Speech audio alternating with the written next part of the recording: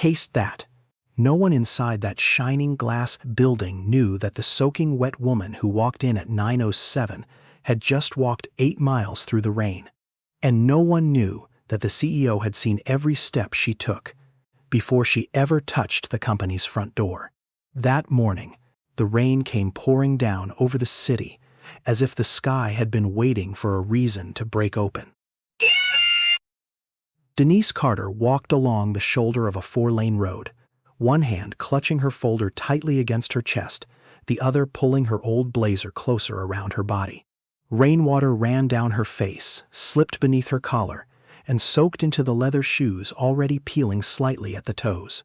Each step landed heavy on the wet pavement, but Denise did not stop. She had already walked nearly 4 miles, and there were still 4 more to go before she reached the building, where her interview began at 9 o'clock. On the screen of her nearly dead phone, the time read 8:17. Denise stared at the numbers for a few seconds, then turned the screen off to save the last bit of battery. Inside the clear plastic bag she held against her chest were the resume she had carefully printed, several certificates from logistics courses, and a small photo of Nia, her 8-year-old daughter, who believed that today her mother would get a new chance. A black Lincoln slowed in the lane beside her. Inside the car, Robert Langford, CEO of Langford Medical Supply, was on his way to the office after an early meeting. Through the rain-streaked window, he saw the woman still walking with her head down, even as the wind drove straight into her face. He leaned slightly toward the window. "Is she walking in this rain?" he asked. The driver glanced into the rearview mirror. "Looks like it, sir." Robert did not know her name. He did not know she was heading to his own company. But there was something in the way that woman held on to her folder, as if it were the last thing standing between her and a different life. That made it impossible for him to look away. 3 hours before, Robert Langford saw her. On that flooded road, Denise Carter had stood silently in the small kitchen of her rented apartment on the south side of the city, watching drops of rain fall from a crack in the ceiling. The apartment had only one bedroom, but the night before, Nia had slept on the sofa because the corner of the little girl's room had started leaking. Denise placed a plastic basin beneath the dripping water, then turned to look at the interview outfit she had carefully ironed the night before. It was not new. The black blazer had faded slightly at the sleeves, and the white blouse had a small, loose thread near the cuff. But Denise had washed it clean and hung it neatly over the back of a chair as if it were the most important outfit of her life. On the kitchen table were an overdue rent notice, an electric bill, and a piece of paper written in a child's handwriting. "Good luck, Mama." Denise touched the paper gently, then her phone vibrated. A message from the garage appeared on the screen. "Sorry, Miss Carter. Your car isn't ready yet. It won't be available until tomorrow." She stood still for a few seconds, feeling as if the small room were growing tighter around her. She opened the bus app. The nearest route had been canceled because of flooding. She checked the Uber price, $38.40. In her account, she had only $11.26. The job at Langford Medical Supply was not just a better paycheck. It offered health insurance after the probationary period. And for Denise, that meant Nia could continue the doctor's appointments she had postponed for the past 2 months. Denise did not cry. She simply set the phone down, took a slow breath, and looked toward Nia, who was curled beneath a thin blanket. The little girl opened her eyes at that exact moment, her hair messy from sleep, her face still drowsy, but her eyes filled with worry. "Mama, is our car still broken?" Denise smiled, the kind of smile mothers use when they do not want their children to see how heavy the truth really is. "I'll find a way." Nia sat up, searched through the small box beside the sofa, then handed her mother her favorite yellow hair clip. "Take this with you, so they'll know you're special." Denise held the clip in her palm. It was so small, it almost had no weight at all, but in that moment she felt her throat tighten. She bent down and kissed her daughter's forehead, clipped that small gift into her hair, then picked up her folder and walked toward the door. Outside, the rain was pouring down like a warning, but Denise only zipped her coat higher, locked the door very softly so Nia would not be frightened, and began to walk. Denise stepped out of the apartment complex while the sky was still a heavy gray, low clouds hanging over the rooftops like a weighted blanket.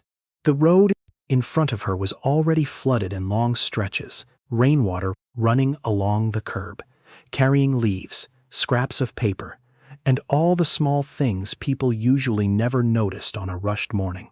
She pulled the folder tight against her chest and hurried past the empty bus stop, where the electronic sign still blinked the words that the route had been canceled. For a few seconds, Denise stopped and looked at it as if hoping the words might change their mind. But no miracle appeared. There was only rain, wind, and 8 miles of road waiting for her. She made it through the first 2 blocks with an almost stubborn calm. But by the time she reached the hill near the corner pharmacy, her shoes had begun rubbing painfully against her heels. A truck passed too fast, its tires slicing hard through a puddle by the curb and throwing a sheet of dirty water across her pants and jacket. Denise stumbled, one hand grabbing the lamppost, the other still holding tightly to her folder. In that moment, she wanted to stand still, just for 1 minute, just to breathe. Then, from beneath the pharmacy awning, an elderly man dropped his bag of medicine onto the wet ground. Small boxes of medication rolled toward the edge of the water. Denise looked at the time, then said nothing and bent down to pick up each box for him. The elderly man looked at her soaking wet shoes, and asked where she was going in weather like this. Denise only answered, very softly, "I have a job interview." The rain had jammed the main road, forcing Robert's driver to move slowly through the smaller streets near the logistics district, and because of that, the image of the woman holding a folder in the rain kept appearing in his line of sight. Across the street, the black Lincoln slowed again. Robert Langford sat in the back, silently watching the woman choose to help a stranger, even though she herself was almost completely exhausted. When the Langford Medical Supply Building appeared at the end of the street, Denise Carter could barely feel her feet anymore. It was a tall glass building, polished and clean enough to reflect the gray sky above. People in suits moved quickly through the revolving doors, holding hot coffee, carrying dry black umbrellas, their faces calm as if the rain outside had never touched their lives at all. Denise stopped beneath the awning for a few seconds, wiped the rain from her face, adjusted Naya's yellow hair clip, then looked at the clock on her phone. 9:07. She was 7 minutes late. She stepped into the lobby, and at once the sound of her wet shoes echoed across the marble floor. A few people turned their heads. Her old blazer clung to her shoulders. Her pant legs were dark with water, and the hair she had carefully brushed that morning was now slightly tangled around her face. Denise still stood straight, holding her folder against her chest, as if she were holding the last dry piece of her dignity. She walked to the reception desk and said in a quiet but clear voice that she was there to interview for the operations coordinator position. The woman behind the desk looked her up and down, then called Human Resources. Less than a minute later, Paula Whitman stepped out, her cream-colored suit perfectly pressed, her eyes cold and sharp as the edge of a sheet of paper. "The interview started at 9 o'clock, Paula said, looking at her watch. "This position requires reliability." Denise stood still. After 8 miles in the rain, that sentence hurt more than the wet shoes rubbing against her heels. Paula Whitman had been about to say something else, perhaps a polite but cold closing line, to send Denise out of the building. But at that exact moment, the revolving door behind them opened, carrying in a damp gust of air and the smell of rain from the street outside. An older man stepped in, holding a black umbrella, still dripping with water, a dark coat over a finely tailored suit. He did not walk quickly, and he did not need anyone to clear a path for him. But the entire lobby seemed to fall quiet on its own when he appeared. Robert Langford stopped a few steps away from them. His eyes moved over Paula, then settled on Denise, on her soaked shoes, on the folder she still held tightly against her chest, and finally on the small yellow hair clip standing out against her wet hair. "What's going on, Miss Whitman?" he asked. Paula immediately straightened her back. "The applicant arrived late, sir. This position requires punctuality and reliability." Robert was silent for a beat, then looked at Denise. "How did you get here?" Denise swallowed. "I walked, sir." No one in the lobby said anything after that. Robert turned back to Paula, his voice still calm. "Then give her 10 minutes to dry off. After that, interview her like every other applicant." Denise did not know yet that he was the CEO. She only knew that, for the first time that morning, someone had looked at her and seen more than the rain on her clothes.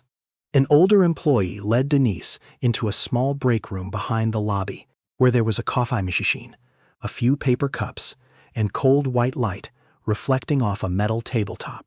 The woman handed her a stack of paper towels, then said softly, "Don't let them make you feel small."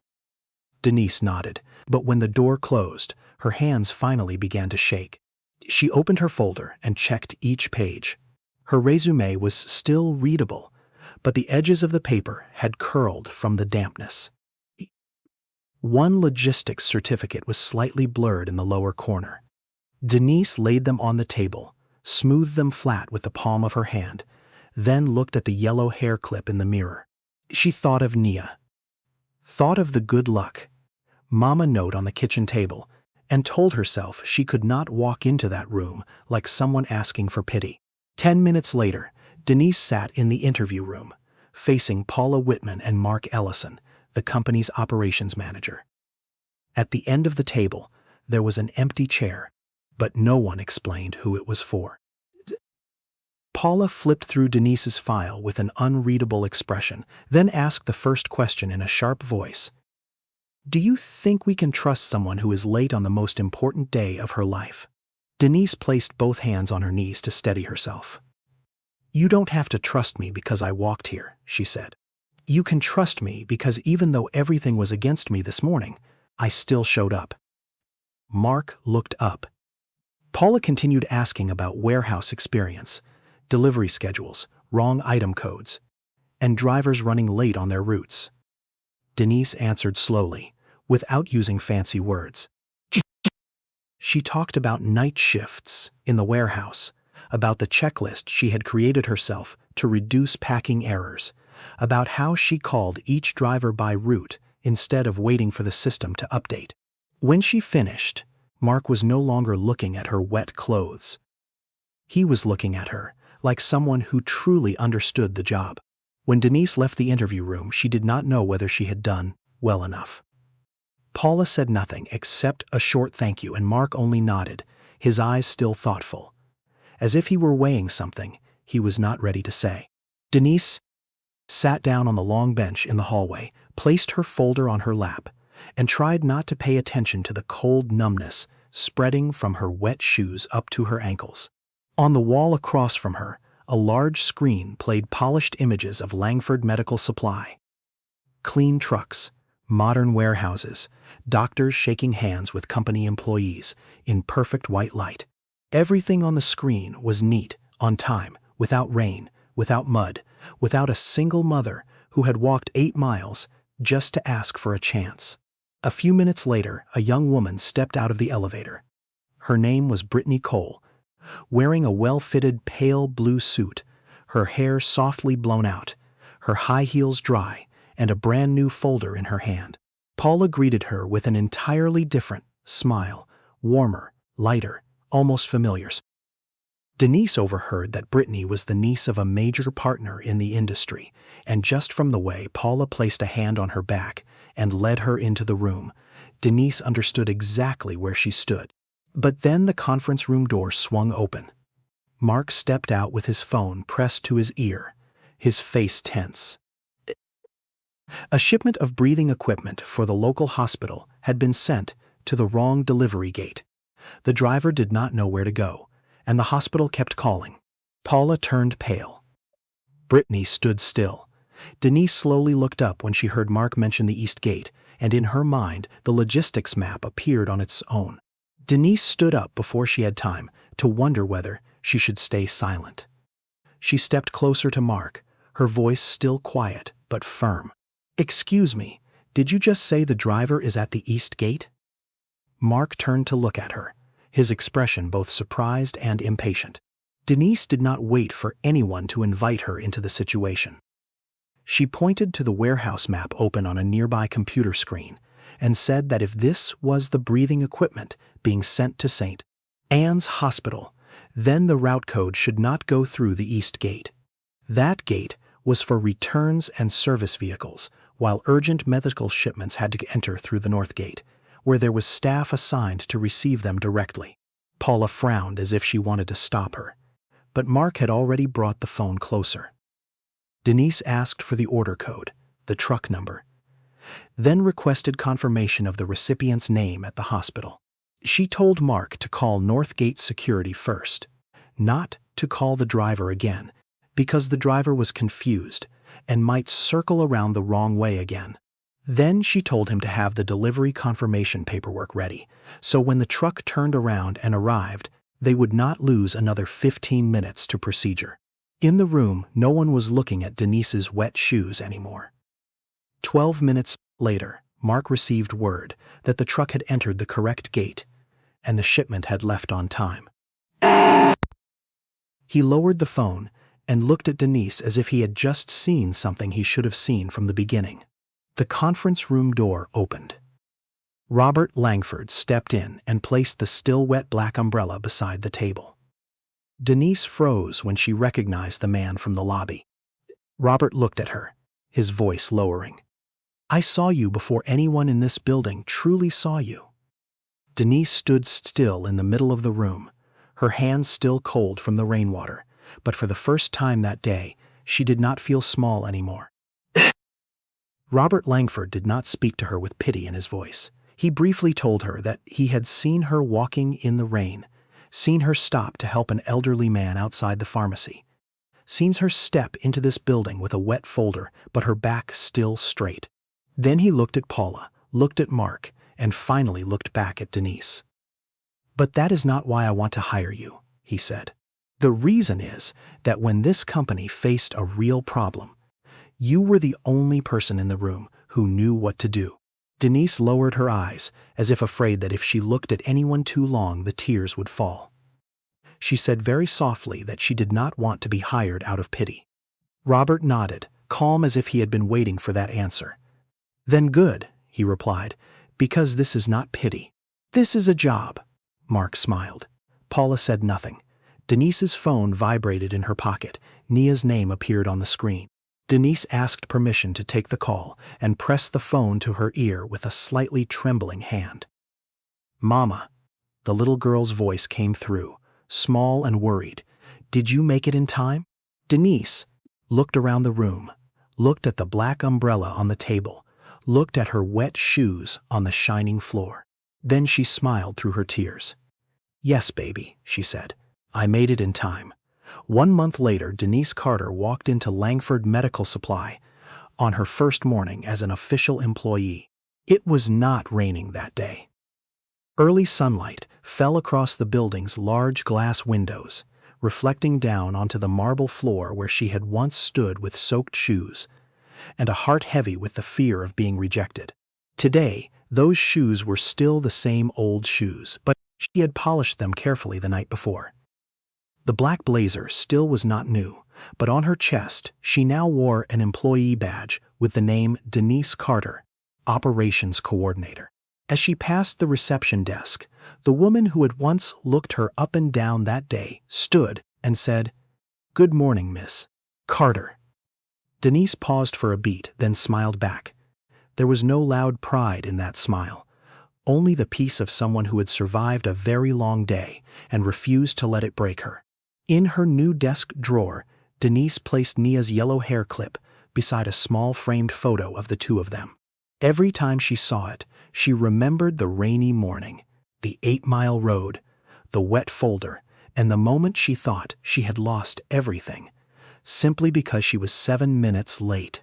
But life does not always measure people only by the moment they arrive.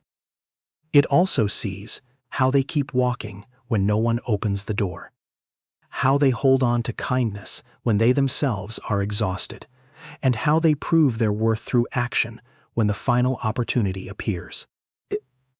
Robert Langford stood on the second floor, looking down at the operations area, where Denise was teaching a new employee how to check delivery codes.